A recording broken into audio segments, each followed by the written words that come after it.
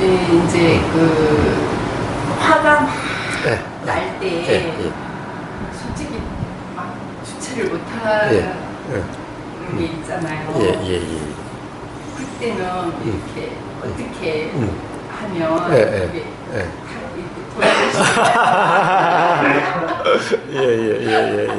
그리고 이렇게 솔직히 우리 순간 선택이잖아요.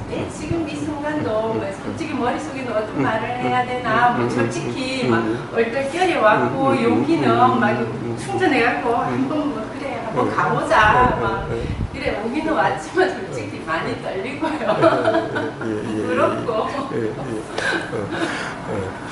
자, 화가 막 이 치밀어 올라가지고 이게 견딜 수 없으면 막 그릇도 두드려 뵐 수가 있고, 사실 그게 잘 안 되면 화장실에 가서 그 맨반지 세숫대 하나 두드려 깨기도 하고 이렇게 될 수가 있잖아요.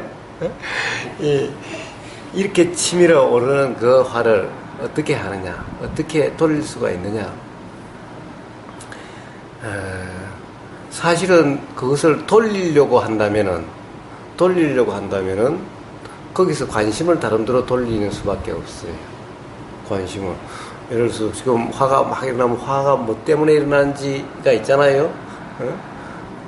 어떤 경우가 있었냐면 이제 오빠가 이제 아들 결혼식을 시키고 이제 제가 일요일 날 하고 월요일 있고 화요일 아침 7시에 전화가 오더라고요. 그래서 니는 고모가 돼갖고 한복도 안 입고 그래 왔나 하면서 한복이 없나 하면서 내가 한번 해줄까 하면서 잘해라 이렇게 전화를 하면 그래 너무 한복도 안 입고 그게 뭐고 이 말을 벌써 화가 나서 그 뒤에 말을 제대로 들었는지 안 들었는지 모르겠는 거예요.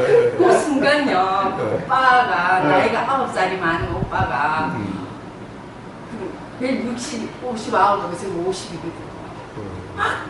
그러니까 그 말에 이제 그것도 그 사연이 있거든요. 오빠 와이프가 엄마 아버지를 못 모시겠다고 보따리 싸들고 나가버렸거든요. 어린 아이를 놔두고. 그래 엄마가 그 손자를 다 키웠단 말이에요. 엄마 아버지가. 근데 한복 입고 끄질러 와가지고 아이고 아들 잘 키웠네요.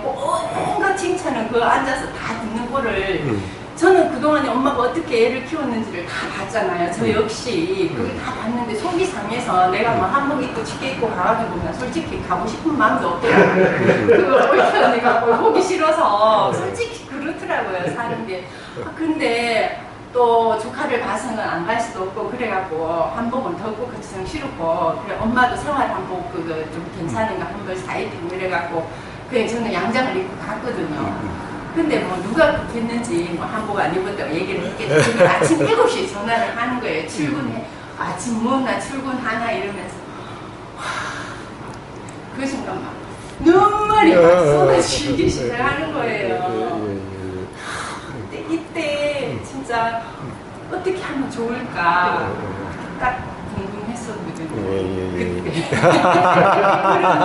그때 이렇게 속상하고 억울한 말들이 귀에 이건 그게 시청이 한마디로 태풍이 몰아쳐오는 거죠. 그렇죠. 예. 내가 뭘 어쨌게 뭘 잘못했게 아버지 병관 다 해 뭐 어떻게 했게 친정 다 보살펴주고 그래 살았는데 뭘 어떻게 더 잘하라는 거야. 이 생각이 눈물이 막 그러니까 사실은 모르겠어요.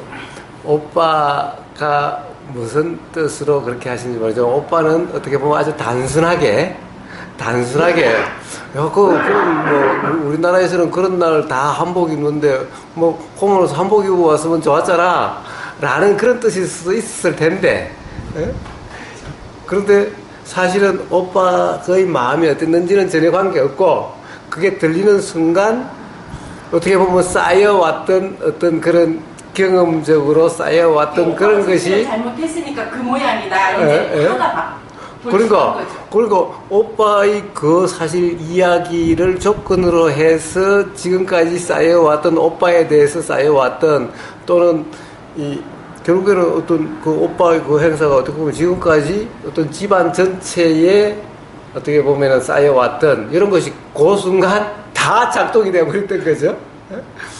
사실 오빠의 말은 그렇게 심각한 말은 아니었을 수도 있는데, 단지, 야, 뭐, 고모로서 한복 입고 왔으면 좋았을 텐데, 모양도 좋고 그랬을 텐데, 단지 열었을 수도 있었을 텐데, 그리고, 뭐, 오빠가 되다 보니까 사실 뭐, 우리 옛날 그런, 그 나이 되면은 전부 다 좀 권위적이고, 하여튼 오빠로 생생하고 싶으니까, 야, 고모로 좀 잘해라. 그런 말이 그냥 자연스럽게 나올 수도 있었을 텐데, 뭐, 막내 동생이고 여동생이고 그러니까, 사실은 오빠의 말 그 자체가 아니라 오빠의 말로서 지금까지 쌓여왔던 모든 감정이든 속상함이든 이런 것이 그냥 다 그냥 일어났던 거죠. 그러니까 사실은 여기서 화는 오빠의 말 때문에 화가 일어나는 것이 아니라 그 이야기에 대한 어떤 이 생각이 일어나서 이 생각 때문에 화가 막 이렇게 일어났던 화의 느낌이 일어났던 거죠. 출근하면서 한 30분 동안 예. 자, 성격이 너무 안 좋으신 아니요. 자, 그렇게 하시니까 그래도 이렇게 사실 수가 있고, 우리가 보기에 밝을 수가 있죠. 가령 그것을 다 꾹꾹 누른다고 한다면은, 누른다고 합니다. 그래서 그걸 갖다가 꾹꾹 눌러 듣다고 한다면은 아마 우리가 보기에 이렇게 편한 얼굴이 안 됐을 수도 있을 거라는 거예요. 자, 밝아 보이고 좋아요. 사실은 이렇게 가령 어떤 눈물이 나면 그냥 울고 화가 나면은 그냥 터지고 한다면은 그럼 삶이 심각해지질 않아요. 사람도 심각해지지 않고 항상 그렇게 하고 나면 그 다음에 가벼워져요. 그런데 이걸 눌러보세요. 화를 참아보세요. 눈물을 참아보세요. 그러면은 삶이 점점 심각해져요. 그럼 그 심각함이 요 몸 전체에 드러나. 점점 그렇게 돼요. 그 차라리 화를 잘 내는 사람이요. 삶이 굉장히 가볍고 스스로는 별 큰 스트레스나 이런 거 별로 없어요. 그런데 사실은 꾹꾹 참는 사람, 이런 사람이 삶이 무겁고 힘들고 사실은 그래요. 그래서 어쨌든 오빠의 말 때문이 아니라 그 말이 들리자 지금까지 어떤 오빠가 큰 오빠였죠. 그러니까 어떻게 보면은 사실 오빠 전체, 집안 전체가 오빠 큰 오빠로서 이렇게 집에 쌓인 것이 큰 오빠가 다 해야 될 몫을 내가 다 한 거잖아요. 그러니까 부모한테 쌓인 것이 전부 다 큰 오빠라고 하는 얘기에 사실은 다 큰 오빠가 했어야 될 문제를 사실은 아버지 한 것도 큰 오빠 때문이고, 내가 한 것도 큰 오빠가 자기 역할을 했더라면은 내가 안 보셔도 되는데, 다 이렇기 때문에 큰 오빠의 얘기 속에 그런 모든 것이 다 작용이 된 거죠. 그러니까 사실은 그런 그 생각, 그것 때문에 이 분하고 슬고 이런 거죠. 사실은 오빠의 말 자체가 아니라 그런 말은 어떻게 보면은 만약에 그런 경험이 없었다고 한다면은 얼마든지 웃어 넘길 수도 있는 얘기죠. 사실 오빠가 다 했고 그런 쌓인 점이 없었다면 부모를 모시 이런 게 없었다고 한다면은, 그런데 그때는 내가 양장을 하고 갔었는데 오빠가 그런 얘기 하면은, 아이 오빠 미안해. 아니, 나 이거 요즘 막 덥고 그래서 짜증나고 그런데 요즘 뭐 현대 뭐 결혼에 꼭 그래야 돼. 그래서 내가 그렇게 갔는데 미안해. 그렇게 갔으면 좋았을 텐데. 이렇게 넘어갔을 수도 있는데, 사실은 오빠가 그렇게 이야기한다고 해도 그렇게 누구나 막내니까. 미안하네. 한복을 입었어야 되는데 미안하네. 끊고.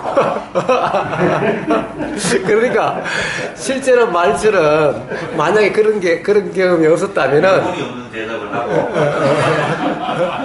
그러니까 이렇게 제 성격이 이제 충돌은 웬만하면 충돌은 피하고 그 뒤에 이제 감수되는 거를 저 혼자 스스로 이제 이렇게 많이 그렇게 참고 또 이렇게 원활하게 하려고 제가 이제 많이 이렇게 애쓰는 편이었어요. 예, 그래도 가령 그렇게 막 눈물이 주체할 수 없이 흐르고 펑펑 그러셨다는 것은 그로 인해 가지고 사실은 많이 해소가 된 거예요. 만약에 눈물도 안 나고 그랬다고 보세요. 이 가슴에 한이 맺히지. 그래서 이제 엄마한테도 매일 뭐 목 있나 뭐 저녁에 좀 더운다 그러면 항상 먹었나 전화를 하고 이랬는데 그 이후로 전화를 안 하는 거예요. 어제도 제가 또 일이 너무 바빠서 복날인지도 모르고 뭐 중국인지도 모르고 막 지나갔거든요. 일 때문에인지 뭐 어떻게든지 대중간에 이렇게 자꾸 이렇게 거리감이 주어지는 게 또 못된 게요. 오빠가 나한테 그 말에 진짜 못됐어요. 저 엄마, 내가 우리 신랑 보게 우리 엄마는 딱 주무시다가 딱 돌아가셔. 그날 그 다음날 가서 문상만 하면 돼.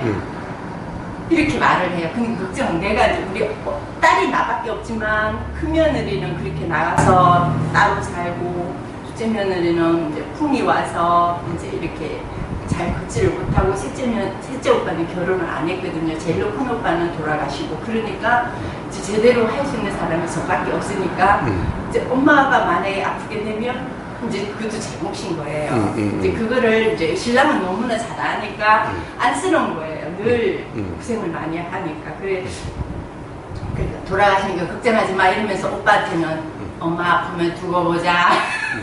이런 그 마음이 자꾸 생기는 거예요. 그래서 종이 너무 못됐다. 예.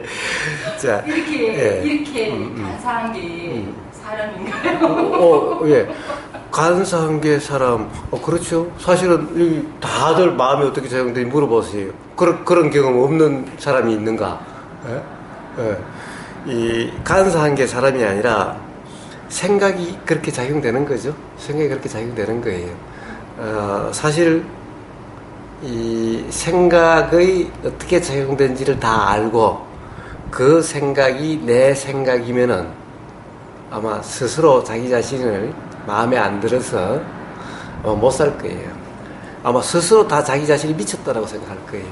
왜냐면 생각은 종잡을 수도 없거든요. 좋을 때는 한없이 좋은 생각이 일어났다가 어떨 때는 막 밉다가 뭐 이게 뒤죽박죽이거든요. 생각이라는 것이. 도대체 그것이 내 생각이라고 해서 항상 생각이 뭐 좋은 생각만 계속 일어나고 이런 게 아니라 뭐 좋았다가 미웠다가 뭐 종잡을 수가 없거든요. 또 미친 사람 같아요. 그러니까 그래서 그것을 자기 생각이라고 하는 사람은 거의 그 생각을 모르고 살기 때문에 생각이 어떻게 작용되는지를 모르고 살죠. 그냥 그때 그 생각이 바로 나 자신이기 때문에 그냥 그렇게 사는 거지 실제로 그것이 생각들이 어떻게 바뀌고 매번 어떻게 바뀌는지를 안다면 못 살지요. 그래서 대부분 사람들은 몰라요. 몰라요, 그걸. 그냥 요렇게 저렇게 하고 산다라고 생각하지 그게 다 생각이라는 사실을 몰라요. 근데 이제 선생님 설명 좀 듣고 나 정말 진짜 못됐다 이런 생각도 하고 이제 생각을 보게 되면 그렇죠. 그런 힘이 조금 생기더라고요. 그렇습니다. 그런데 제가 맨날 그러죠. 그러니까 못된 게 아니라 내 생각이 아닌데 내 생각이 아니라면 못된 나도 없죠. 그래서 못된 것도 아닌 거예요. 자, 어쨌든 이제 오빠의 말 때문이 아니라 사실은 그런 말이 있으니까 지금까지 어떻게 보면 쌓이고 풀지 못했던 이런 것들이 한꺼번에 작용이 돼서 일어난 거죠. 그러니까 그렇게 했던 거, 그거 쌓였던 것이 어떻게 보면 막 눈물이 쏟아지는 것은 해소작용인 거예요. 만약에 이게 눈물 막 나고 막 이렇지 않고 막 엉엉 울거나 뭐 다른 사람 안 보는 데서 그렇게 하고 안 되면 막 그릇이다 뚜드리고 이러면은 그래도 해소가 좀 되는데 그다 누르면은 점점 더 사실은 나중에는 어떻게 튈지 알 수 없어요. 무슨 일이 날지 알 수가 없어요. 그렇게 점점 되어서 가는 거예요. 근데 바로 그것은 오빠의 말 자체 때문이 아니다. 오빠의 그 말이 들리니까 지금까지 그런 이 꾹꾹 담아놨던 이런 것들이 한꺼번에 터져 나온 이게 원인이지. 눈물이 흐른 막 화가 치밀어 오른 원인이지. 즉 생각이죠. 내가 어떻게 해왔는데 다 오빠가 제 역할을 못해서 그런 거잖아 라고 하는 이런 생각 때문에 이렇게 된 거지. 오빠의 그 말 때문에 사실은 섰고 그런 것이 아니다라는 거. 이 이치를 안다면은 오빠에 대한 뭐 원망하거나 미워하거나 뭐 서운하거나 이럴 것은 아닌 거죠. 왜냐면 요렇게 터진 거니까. 요렇게 화가 일어나고 요렇게 터진 거니까. 이제 요게 알면은 이제 그렇게 작용되지 않을 수가 있고, 또 하나는 그렇게 안다라고 해도 실감이 잘 안 나서 역시 또 터질 수가 있는데, 이럴 때는 어떻게 해요? 바로 그 생각에서 오빠에 대한 서운함이라든가 지금까지 어떻게 보면은 내가 겪어야 했던 그런 어떤 이 서러움 또는 이 뭐라고 그럴까 고생, 이런 것에 대한 생각이 해결되지 않는다면은 그것 때문이라고 해도 그래도 이거는 오빠 탓이잖아 라고 하는 것이 없어지지 않는다고 한다면은, 그러면 이제 터져 나오는 이것은 이제 그 문제 오빠 탓이 아니라고 하는 것 때문에 해결되지는 않죠. 그것만 알아도 해결이 될 수는 있는데, 그러면 이제 두 번째로 그럼 그래도 해결이 안 되니까 그러면 어떻게 해요? 막 화가 나고 막 터져 나오는 울음이 나오고 하니까 이것을 진정하고 싶다면은, 그러면은 이제 그 생각으로부터 다른 생각으로 돌려야 되는 거예요. 다른 생각으로. 요 생각이 있는 한은 이걸 어떻게 멈출 수가 없죠. 다른 생각이, 그때 가령 어떤 자녀라든가 남편이 어떤 기분 좋은 어떤 말을 한다든가 또 기분 좋은 어떤 일이 생겼다 라고 그러면 금방 요것은 잊어버리고 요것만 들면 금방 기분이 좋아지죠. 그리고 요렇게 바뀔 수가 있는 거죠. 여러 상황만 바뀐다면은. 그런데 그런 상황이 바뀌지 않으니 그럼 스스로 바꿀 필요가 있게 되는 거죠. 자, 이렇게 스스로 바꿀 수가 있는 또 방법이 있어요. 이 방법이 뭐냐? 가령 뭐 불교방 이런 거 보면 뭐 염불을 한다 뭐 이런 게 있잖아요. 네. 뭐 나무아미타불 뭐 이렇게 한다든가, 또는 뭐 절을 108배를 한다든가 뭐 1000배를 한다든가 절을 한다든가 라고 하는 이런 방법이 바로 그런 것을 잊게 만들어서 여기에 푹 빠지게 만들므로 해서 벗어나게 만드는 방법인 거예요. 이제 요거는 그렇게 하면은 그 순간 그것을 잊어버릴 수는 있어요. 근데 요 빠져나오면은, 그래서 이제 진정이 좀 됐는데, 그때, 참, 이럴 때, 그 나무아미타불을 하라고 그러더라. 나무관세음보살 찾아라고 그러더라. 그래서 마음속으로 나무관세음보살. 그래서 하다 보니까 정말 잊어버렸어요. 그래 좀 진정이 됐어요. 그래 진정이 돼서 뭐 하루 다른 일 바쁘다 보니까 또 잊어버리고 있는데, 저녁에 와서 씻고 자려고 이제 가만히 누워있으니까, 또 그 생각이 또 있다니까, 또 화가 팍 나는 거야, 그냥. 에? 자, 이렇게 작용되는 거죠. 그러면 그럼 나무관세음보살 할까? 그럼 끝없이 그래야 되죠. 그러니까 이 나무관세음보살이나 절한다는 것은 진통제나 해열제처럼 그 순간 잊게는 만드는데, 근본적으로 그게 해결이 안 되는 거예요. 제가 말씀드린 기어들어주는 이 사항이 너무 내가 똑같아요. 이거는 오남매 막내예요. 예. 그런데 오남 6남매 중에 막내요? 5남매 중에 막내. 막내인데 오빠 3명. 얘기를 들어보니까 저는 국민학교 때부터 사업이 잘 될 때까지, 되기 전까지는 계속 그 업계에 그 부모에 대한, 형제에 대한 그걸 지고 살았거든요. 근데 막내인데 왜 그러느냐? 그게 누나 둘에다가 형 둘인데, 그걸 막말로 뭐 노름하고, 뭐 한쪽은 노름하고, 한쪽은 또 뭐 사업하다가 또 망해버리고, 또 한쪽은 뭐 매일 뭐 부부 싸우고, 뭐 이러다 보니까 결국은 어릴 때부터 그렇게 컸어요. 형들이 그러니까 이제 마지막 남은 너만 믿는다는 생각으로. 근데 제 같은 경우도 똑같은 거예요. 근데 거의 집안의 제사도 제가 다 지낼 정도로. 근데 이제 제가 왜 그 말을 꺼냈냐면은, 제 같은 경우는 이제 처음에 그런 그 억울함이 있을 때가 있었어요. 근데 그걸 극복한 거는, 저는 그런 생각이 들더라고요. 자, 형들이 없고 누나들이 없으면 내 밖에 없을 텐데, 그러면 이 사람 4명이 없고 내 혼자 있다면 당연히 부모님한테 이렇게 해야 되고 이렇게 해야 되고 이렇게 해야 되는데, 굳이 형들이 안 하고 내 혼자 다 하니까 내가 잘못했다 생각하고 이 사람들은 아무 일도 안 하고 내가 왜 이걸 해야 되냐는 생각 자체가 잘못됐구나. 그게 아니라 나는 내 자식으로서의 도리만 하면 되는 거지. 형이 도리를 하든 말든 누나가 도리를 하든 말든 그거는 그 사람하고 그거지. 누나 오히려 옆에서 있어가 다음은 도움이 되면 고마운 일이지 없는 것보다는. 예를 들어서 제사상을 차렸는데 막내 내가 차렸더라도 다음으로 아가 이제 설거지라도 해주면 고마운 일이고, 근데 왜 장남 지내야 되는데 왜 내가 하냐 이런 식으로 가거든요. 그래 이제 우리 집 사람하고 매일 싸웠단 말이에요. 싸우면서 내가 항상 얘기하는 거예요. 자, 형수 둘이가 없다고 생각해봐라. 네 혼자 할 일인데. 그런 생각하기 힘든데. 아니 그러니까 저는 그렇게 해가지고 하니까 이제 조금은 뭐 이해가 됐는지 몰라요. 와이프가 이해됐는지 몰라요. 저는 그런데 그렇게 살아왔어요. 거의 대학교 끝나고 좋은 방법 아니에요? 직장 다니면서 어쨌든 직장 다니면서 난 그랬어요. 네 제사 지내기 싫으면 가둬라. 내가 지낼 수 있다. 그래 되는데 싸움 난다니까. 상가지 안. 그러니까 너희 집 그것도 팔남매고 우리가 오남매인데 아니 자식 다 누구 위아래 다 따져버리면 다 이유가 있고 뭐 장남대로 이유 있고 중간 동대로 이유 있고 다 있단 말이에요. 그래서 제 같은 경우는 첫째 그거 하고 그런 마음을 이해하고 그 다음에 기대심이라 안 하는 거 절대로 내가 형제한테 뭘 했든 절대 이거는 그냥 버린 거다 생각하고 그 두 가지만 딱 지키면 절대로 억울하다든가 뭐 씁쓸함이라는 게 전혀 없는데 너가 할 걸 내가 했다라는 그게 자기 생각이거든요. 그래서 자기 스스로 원인을 스스로 만들어가는 거예요. 막 추측해가지고 저는 그렇다고 생각합니다.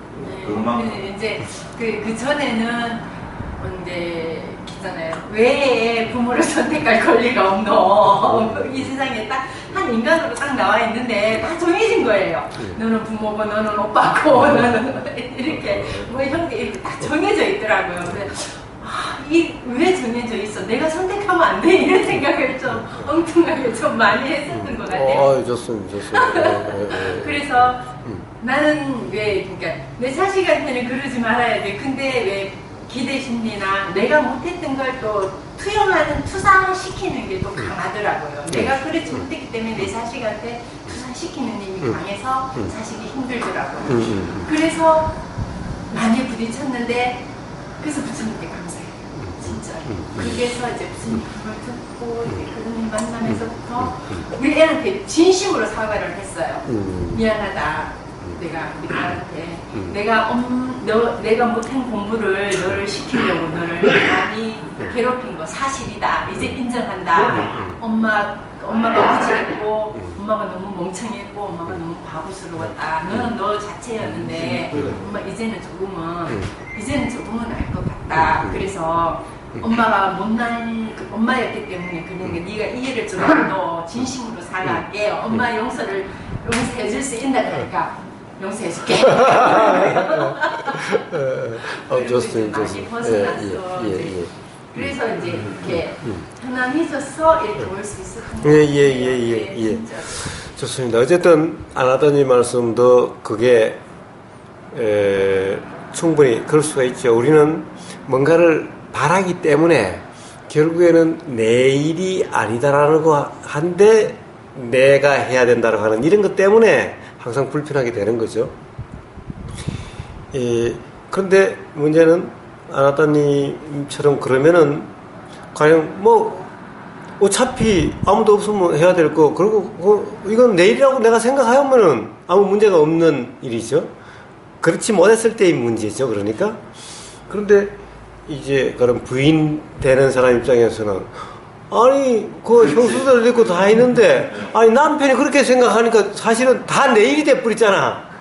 내일이 아닌데 이렇게 될 수도 있다라는 거죠. 그렇게 살면 힘들다 소리가 그러니까 아니 뭐 지야 뭐 훌륭해서 뭐 그런지 모르지만 그럼 나는 뭐야? 이럴 수가 있는 거죠. 네. 우리 이제 근데 두 분 다 지차하고 또 서로가 왜 딸이거든요. 저 같은 입장에는 여동생이 넷이고 남동생이 하나입니다. 예. 그래서 뭐 거의 뭐 마디가 예, 그래요. 맞이에다가 아이고라. 내가 직장에 나와가지고 거의 나 출가 시고 학교 가고 그랬는데 그리고 두 분도 어른 돌아가실 때가 있는 전혀 나는 거기에 대해서 불만이라든가 내가 왜 최고 이런 생각 하나도 못 거기는 이제 하는데 자리가 다르잖아요.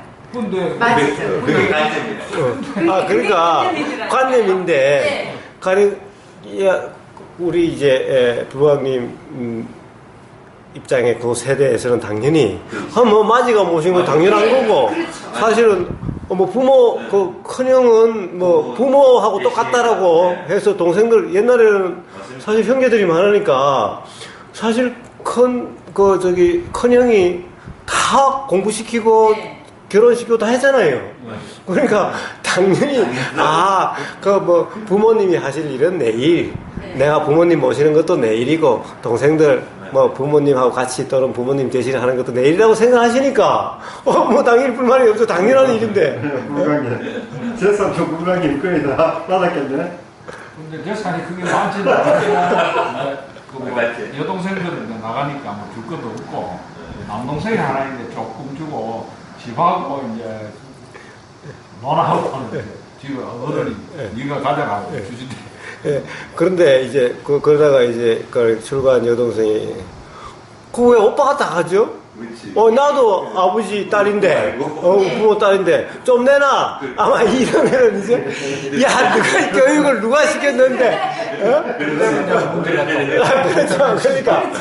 그러니까 그러면은 이제 아마 그렇게 변하지 않을 거예요. 그렇죠. 근데 이제 제 동생들은 오빠는 이제 뭐 우리 시간거리 하느라고 재산을 모을 이유가 없으니까 그거는 당연히 오빠가 받아야 된다 이래 생각하니까 우리는 뭐 불평이 없는데 만약에 내놔라 그랬으면 그렇죠. 네.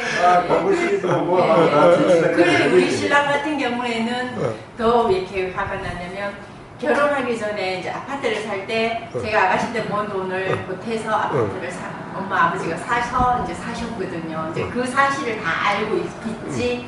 그리고 돈 벌어서 엄마 아버지 용돈 드리고 뭐 솔직히 소소하이 뭐 고기 뭐물 한 달에 한 번이라도 고기 사드리고 늘 그래 공양해 뭐 잘 해드리지는 못했지만 그걸 늘 해왔고 어디 모셔고 가도 오빠들을 놔두고 뭐 서울에 뭐 잔치를 가야 된다 어디 뭐 묘사를 가야 된다 뭐 어디 뭐 장례식장에 가야 된다 꼭 우리 사이를 부르는 거예요 엄마 아버지가 그렇게 되면 우리 신랑 같은 경우는 불만을 품을 수밖에 없어요. 그렇죠.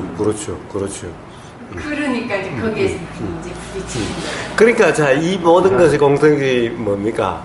결국에는 불광님은 그런 일이 안 일어났지만은 스스로 내일이라고 생각하고 또 부인도 뭐 만면으로서 뭐 내일이라고 생각하면은 큰 문제가 없죠. 부부간에도 조금 뭐 힘들 때 뭐 그런 것이 있다 하더라도 큰 문제는 없을 수가 있는데 그런데 만약에 여동생이 오빠 나도 좀 줘야지 라고 만약 그러면 싸움 났을 거예요. 그렇죠. 그러면은 그렇죠. 야 내가 어떻게 했는데 너가 지금 그런 이야기를 할 수가 있냐. 이게 그러니까 결국에는 이 그 관념이 있다는 거죠. 이 관념이 없다고 한다면 그럼 너도 떼준다 뭐 그럴 수도 있는 문제인데 그렇게 되기는 쉽지가 않은 거죠. 불가게 동생들한테 할 만큼 한 것 같아요. 그렇죠. 그거는 그러니까 아무 문제가 사실 없는 거죠. 우리 시바도 마찬가지거든요. 큰형한테 거의 뭐 절반 이상 다 뒤져도 동생 둘이 사람들 아무 전혀 전혀 그리고 누나들 하나도 안 줘. 부모님들 그 마인드 생각해요. 근데 당연하다고 생각해버려요. 다들. 예, 그러니까 문제가 없죠. 그렇죠. 그래서 요즘은 청송심 씨나 이런 대성들도 이제 딸들이 그렇죠. 내놔라 이런다는 거예요. 뭐 집단 소송을 한다는 거예요. 집단 소송을. 예? 그러니까 사실은 이 어떤 생각으로 관념으로 이제 관념이 있을 때 가령 그것도 정말 아나따님도 이게 관념으로 인한 편안함인지 그걸 알아야 되는 거예요. 그러니까 사실은 그렇게 생각해버리는 것인지 그러니까 내일이다 니이다라고 하는 아예 관념이 없이 그냥 처해진 대로 시비 분별함이 없이 처해진대로 되어지는 일인지 아니면 그렇게 생각함으로 해서 불편이 없어지는 건지 즉 관념으로 인한 건지 아닌 건지라는 거죠. 그럼 그 관념이 있다라고 관념에서 이해한 거라면은 나는 그 관념대로 될 때는 불편함이 없는데 요 관념이 침해를 받으면은 바로 불편해진다는 거예요. 그렇지. 맞습니다. 네. 그것도 저 이해가 되더라고요. 예. 그러니까. 한 번 정말 사소한 건데 섭섭함이 날라오더라고요. 예. 뭐, 형이, 거기서 뭐라고 하면, 야, 너는 동생이 뭐, 형 노릇, 형 대접도 안 한다고 그러면은, 형이 형 노릇을 해야 되지까지. 딱 이렇게, 아니, 사실 형 할 일 솔직히 까놓고 이야기해보자. 내가 다 했잖아. 어? 사실 이렇게 나올 수 있는, 이게 관념이죠? 만약 관념이 아니라고 한다면은, 그러면 형은 형이고, 저는 희한하기보다는 형들은 뭐 그런 말도 안 하고, 네. 뭐 저도 그런 거에 대해서는 올리 그런 얘기를 아예 안 하니까 서로 억수로 살기 좋아요. 네. 형제끼리.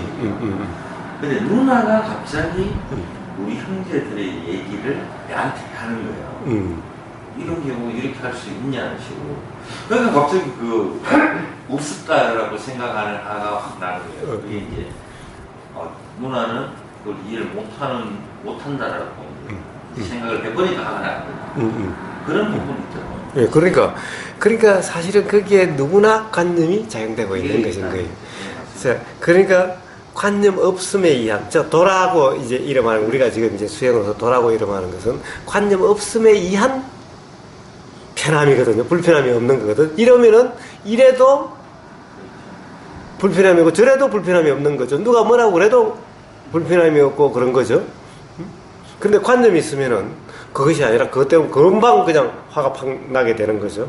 이게 그것을 이제 점검을 해봐야 될 문제라는 거죠. 그리고 저도 느낀 게 뭐냐면 오고사님 이제 말씀 듣고 문제 형제에 대한 보는 간이 내가 어떻게 해야 된다는 그 간 자체가 바뀌어버렸어요. 왜냐면 돈을 좀 벌면 형들한테 뭐 얼마씩 돈을 주고 그러니까 뭐라 해야 되나 내 생식 내기 플러스에 좀 형제만큼은 내가 책임진다는 막 어깨에 짓누르는 거를 그냥 쉽게 이제 그거를 그냥 아예 기준으로 삼아버리니까 부담스럽지도 않고 근데 그걸 때문에 또 다른 내 욕심이 또 끼는 거예요. 돈을 더 벌어야 된다는 욕심. 그러니까 지금은 이제 저는 솔직히 형제들한테 하는 것들도 그 돈이나 어떤 물질적인 이런 것들이 아니라 그냥 내가 우러나면 그냥 여도 먹고 살만한데 내가 굳이 그런거에 걱정할 필요가 없는데 이때까지 쓸데없는 걱정을 해왔다는 생각이 많이 들더라고요. 그래서 이제 뭐 한 번씩 저 동영상 있잖아요. 우보가 사진 동영상을 이제 클릭해가지고 꼭 싸워주거든. 어제 새벽에 우리 큰형님 TV를 보다 고독사가 나오는 거예요. 40, 50대 고독사가. 고독사. 혼자 사는 사람인데, 큰형이 이제 몇십에 구두 맞고 나서 혼자 이혼하고 혼자 살거든요. 그리고 갑자기 생각이 그래가지고 이제, 우보 권사님 법문을 몇십 대 보내면서 새벽에 그래, 그전에도 몇 번을 보냈는데, 그래가지고 좀 생각 탁하다 그러고 형제들한테 다 보냈는데 아무도 반응이 없어요. 전혀 반응이 없어요. 그 이상이 신기한 게 뭐냐면 나만 돌연변이도 아니고 이상하게 이 사형제가 다 행복하지도 않은데 분명히 보면 괴로운데도 이상하게 그거는 아예 자기 일이라고 생각 안 해. 현실하고 이거의 괴리감을 엄청나게 느끼는 것 같아요. 그래서 사실은 우리는 엄마, 아빠, 부모로부터 태어난 형제면 다 그러니까 부모로부터 뭔가를 받았다라고 자꾸 생각하는 거예요. 그럼 부모로부터 받았으면 형제들 다 비슷해야지. 응? 그런데 형제간이 다 비슷해요? 사실은 다 다르잖아요. 뭐 형제간은 또 그러면 뭐 또 그 시간차가 있으니까 또 그렇다 했어요. 쌍둥이도 달라요. 쌍둥이도. 응? 동시에 태어난 쌍둥이도 똑같지가 않아요. 그러니까 사실은 쌍둥이라고 하면은 똑같이 생겨서 똑같이 나와서 어떻게 보면 쌍둥이는 거의 항상 같이 크잖아. 그러면 다르지 않아야 될 텐데 사실은 부모는 쌍둥이를 너무나 잘 알아요. 제일 처음에 보는 사람은 쌍둥이를 보면은 맨날 혼동이 돼. 제가 그 고등학교 때 쌍둥이 집에 살아봐서 알아요. 저희 딸이 쌍둥이. 네. 저보다 한 살 고등학교, 제가 1학년 때 고등학교 2학년이었는데, 여자 쌍둥이인데, 저는 맨날 볼 때마다 모르겠어. 네, 딴 사람 모르겠어요. 이게 구분이 안 돼. 근데 부모나 가족들은, 잘 알아요. 나중에 되니까 알겠더라고. 그런데 많이 다르더라고, 사실은. 맞아요. 많이 다르더라고. 근데 부모가 모를 때가 딱 한 번 있습니다. 어떨 때 저녁에 갑자기 애 하나가 딱 나타나요. 그러면 야가 누군지를 몰라. 야, 누구지? 몰라. 둘이 같이 있을 때는 충분히 알 수 있는데 하나가 갑자기 이렇게 얼떨결에 저녁에 이렇게 마음 생각 없다고 그러고 야가 누군지 왜냐면 고등학교 때는 얘들이 다 말려. 그래서. 스타일이 비슷하니까 똑같아요. 그러니까 둘이를 같이 나누면 괜찮은데 하나만 오면 부모도 말투나 뭐 말을 해야지 안 그러고 그냥 이렇게 있으면 몰라요. 그래서 사실은 쌍둥이도 다르다는 거예요. 그러니까 우리는 부모로부터 뭔가를 물려받았다. 가령 성격이라든가 물려받았다 생각하는데 사실은 물려받은 것이 아니라는 거예요.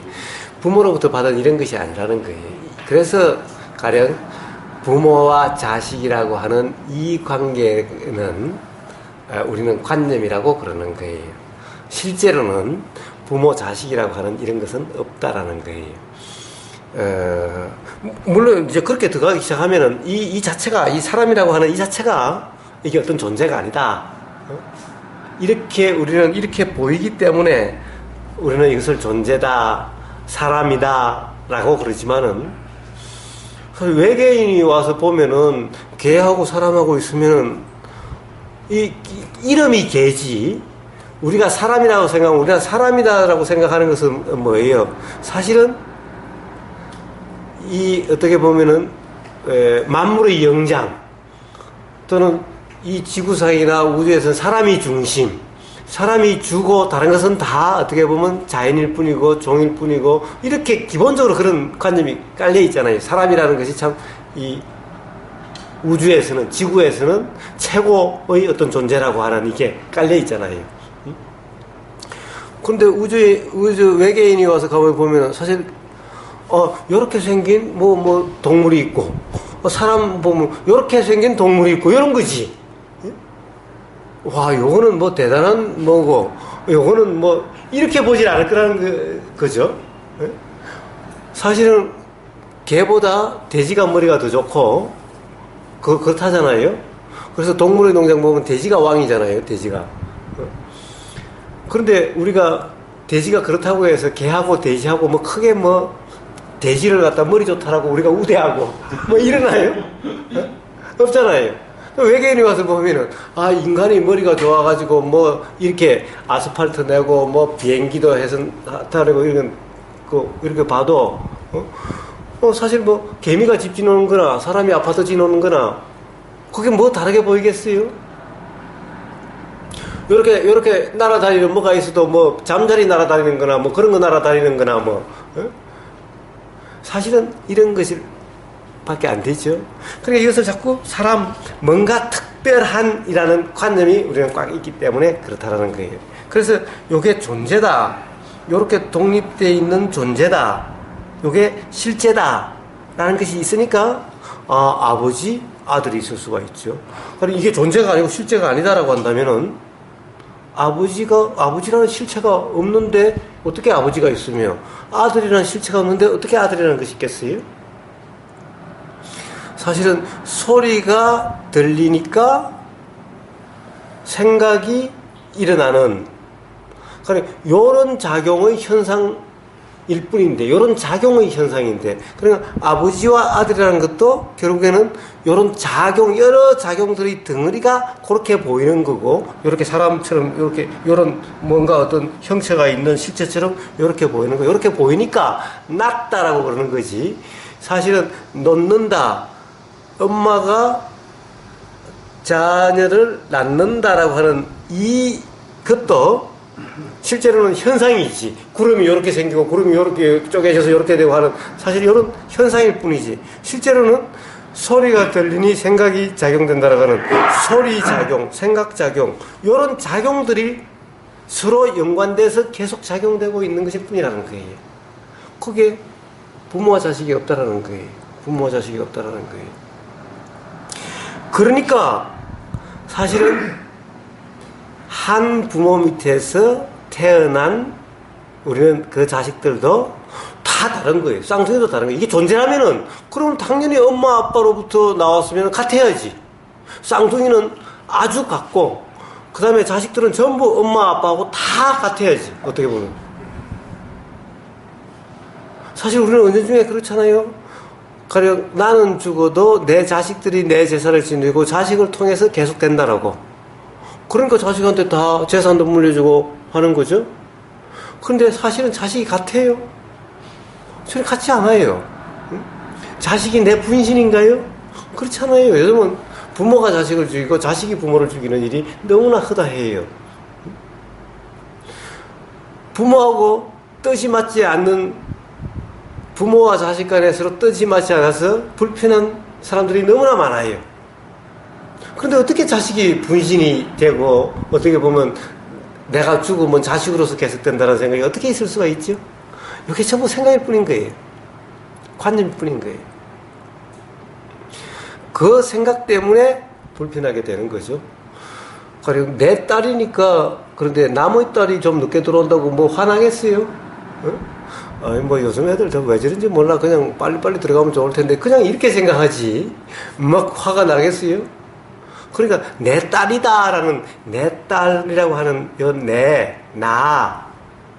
나와 연관된 근본적으로는 나라고 하는 것이 있기 때문에 불편하게 작용되게 된다는 거예요. 그래서 이 내 부모, 내 자식, 내 남편 이것이 있는 한은 어떻게 보면 삶의 자유는 삶에서의 온전한 평온은 없는 거 있을 수가 없는 거예요. 정말 평온하려면은 정말 불편함이 없는 삶이 되려면은 나라는 것이 없어야 되는 거예요. 그러니까 예수님이 저 아버지와 아들이라고 하는 이 관념을 깨고 엄마와 딸이라고 하는 이 관념을 깨러 나는 왔지. 즉 관념을 깨주려고 왔지. 가령 가족 간에 더 화목해라, 더 이렇게 사랑으로 살아라고 한다는 것은 관념을 점점 강화시키는 거죠. 이래가지고서는 죽었다 깨라도 삶에서의 평온이란 있을 수 없다. 그러니 나는 너희들이 진정 평온해지고 진정 자유로워지기를 하기 위해서 왔다. 그러니 그런 관념을 깨져야 된다.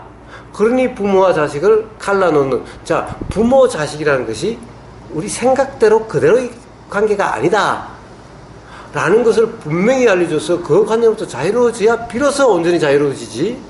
그렇지 않는 한은 가족이 더 똘똘 뭉치게 만들고 부모 자식 내 가족이라고 하는데 요게 더 강화되면 강화될수록 삶은 평온해질 수가 없다. 그만큼 반드시 괴로움이 경험되게 돼 있다. 근데 어떻게 가령 예수님이나 부처님이 어떻게 그렇게 가족끼리 그렇게 그러라 저러라 이런 말씀을 어떻게 하실 수가 있어요? 그럴 수가 없는 거예요. 그래야 자유로워진대. 실상에는 아까 이제 실상을 얘기를 한 거죠. 실제로는 이것이 그런 것이 아니다. 실상에는 존재가 아니기 때문에 존재해야 아버지가 있고 자식이 있지. 존재가 아닌 이 작용이 있으니 작용되는 연기작용 현상이라고 하는 이게 있다고 한다면 거기에 실상에는 부모와 자식이 어디 있어요? 자, 그래서 바로 그러한 실상이 이해가 된다면은 가령 이 자식 때문에 불편하지 않고 부모 때문에 불편하지 않고 그렇게 되는 거죠. 그러나 그런 실상에 대한 이해가 없다면은 온전한 자유란 있을 수가 없는 거예요. 있을 수가 없는 거예요. 단지 이제 온전히 자유로워지려고 한다면 분명한 이해가 있어야 되고, 그렇지 못해도 가령 우리가 이 관념으로 살다가 그것이 생각일 뿐이라든가 또는 그런 것이 아닐 수 있다라고 하는 생각이 있으면은 그 관념이 그만큼 약해졌으니 관념의 약화된 정도만큼 삶이 편해질 수는 있죠. 관념이 강하면 강할수록 삶은 불편하죠. 우리는 어떤 견해가 분명하면은 다른 사람들하고 결코 편하게 있을 수가 없죠. 왜냐면은 왜 자기 의견이 강한 사람은 사사건건 부닥치게 돼 있잖아.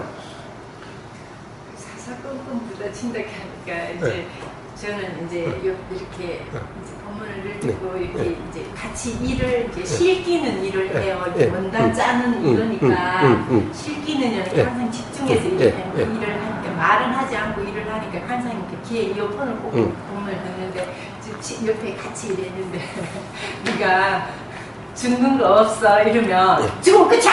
막 이러면 친구가 죽으면 끝이지 뭐가 있어 이렇게 막 다 그쳐버리잖아요. 그러면 순간 순간 있잖아요. 죽는 거는 없어. 내가 이렇게 말했는데 내가 너무 무한한 거예요. 그래서 눌리킨다고 해야 되나? 그 말에 옆에 있잖아요.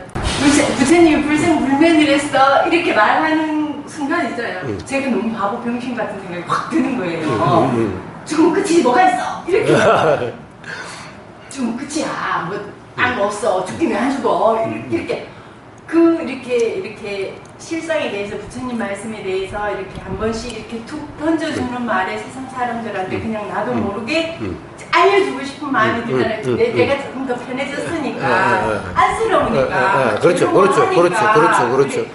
그렇게 툭 던지는 말에 너무 큰 화살이 확 올 때 괴롭더라고요.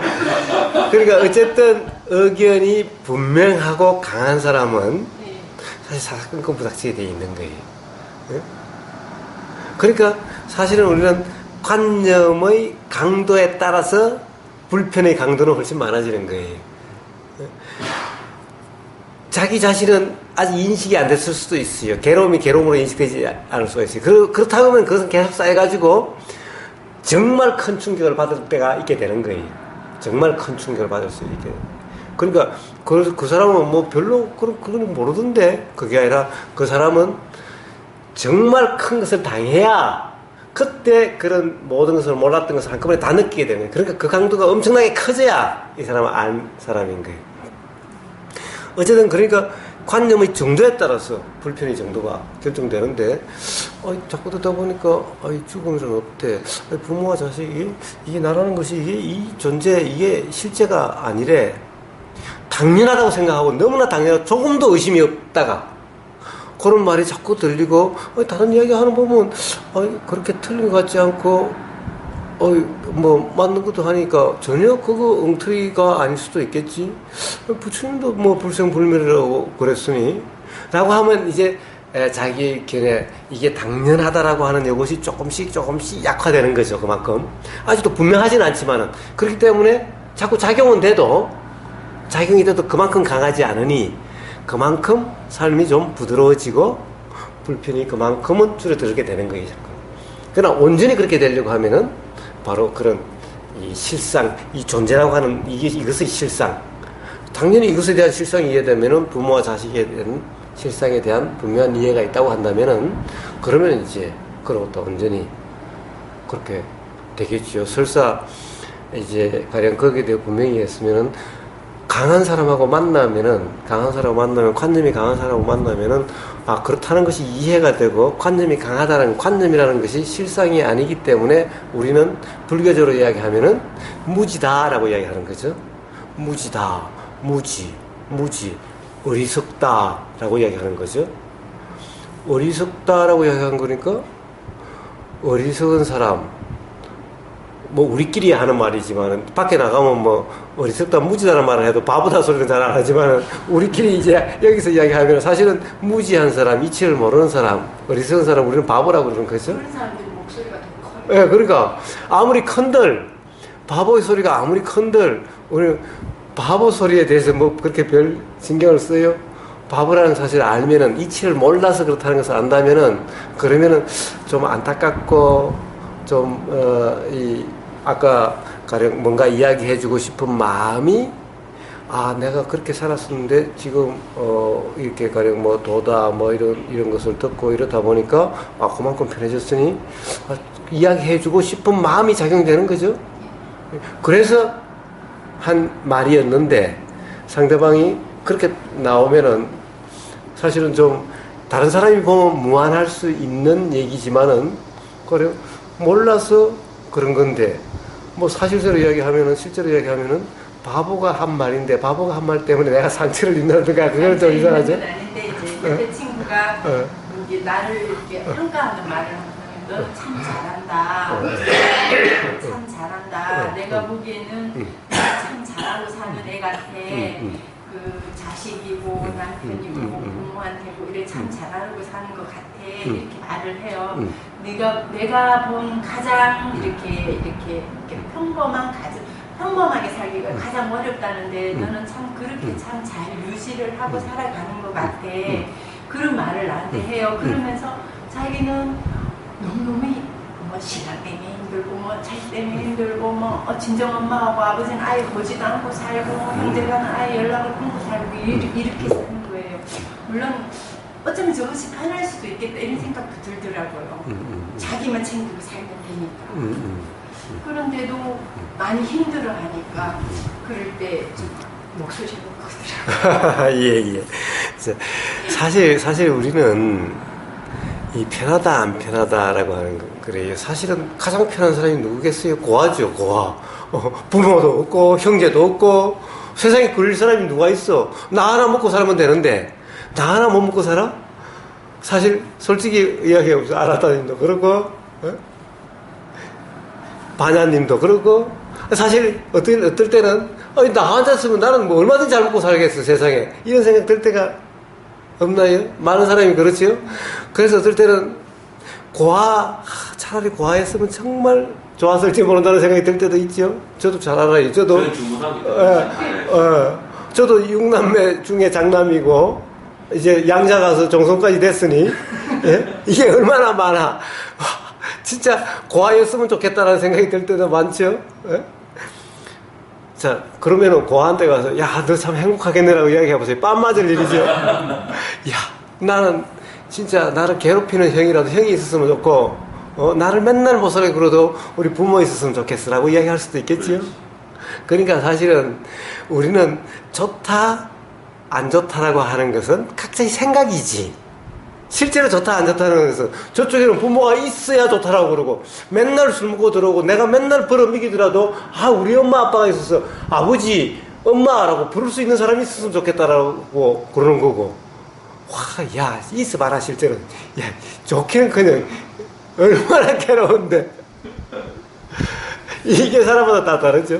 그러니까 그럼 편할 것 같은데 예? 실제로 문제는 뭐든지 편하고 안 편하고는 실제로 상황이 어떠냐 어떤 일이 있느냐 이 얘기에 달려있는 것이 아니라는 거예요. 편하고 안 편한 것은 즉 무슨 문제예요? 관념의 문제죠. 관념이 없으면 불편함이 없고 어떤 고정관념이 있으면 반드시 불편하게 되어 있는 거예요.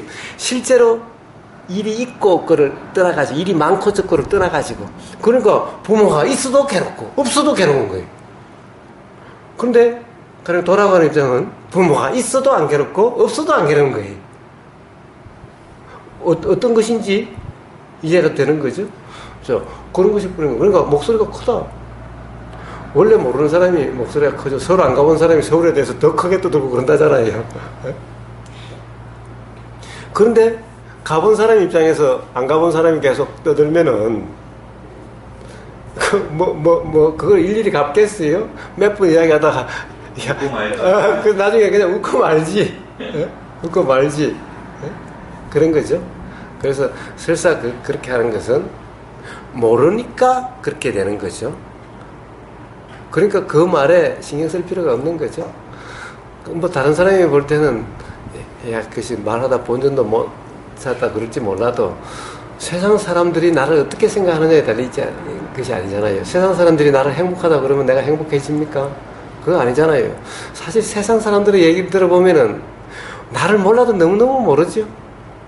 다른 사람들의 이야기들은, 나에 대한 얘기들을 보면은 다 어떻게 보면은 다 나를 잘 알고 이야기하는 것 같은데, 너는 어떻고 저쩌고 하는데 사실은 너무나 나하고 다르죠. 우리는 그런 경험이 너무나 많아요. 남이 뭐라고 나에 대해서 뭐라고 그러는 거 실제로 전혀 나를 모르고 하는 말들인데, 그 말들에 우리가 일일이 다 신경 쓰면서 살아야 되겠어요? 안 맞는 말들에 대해서. 그러면 못 살겠죠? 그러면 못 살아요. 그래서 그런 걸 안다면은, 뭐, 그런 것에 대한 이해가 있으면은, 이제 남이 뭐라고 그러든, 뭐, 남이 무슨 면박을 주든, 뭐, 점점 조금씩 이제 괜찮아지겠죠. 그렇게 자유로워지는 겁니다. 즉, 어떤 것인지를 알아야, 즉, 이치를 알아야 자유로워지게 되죠.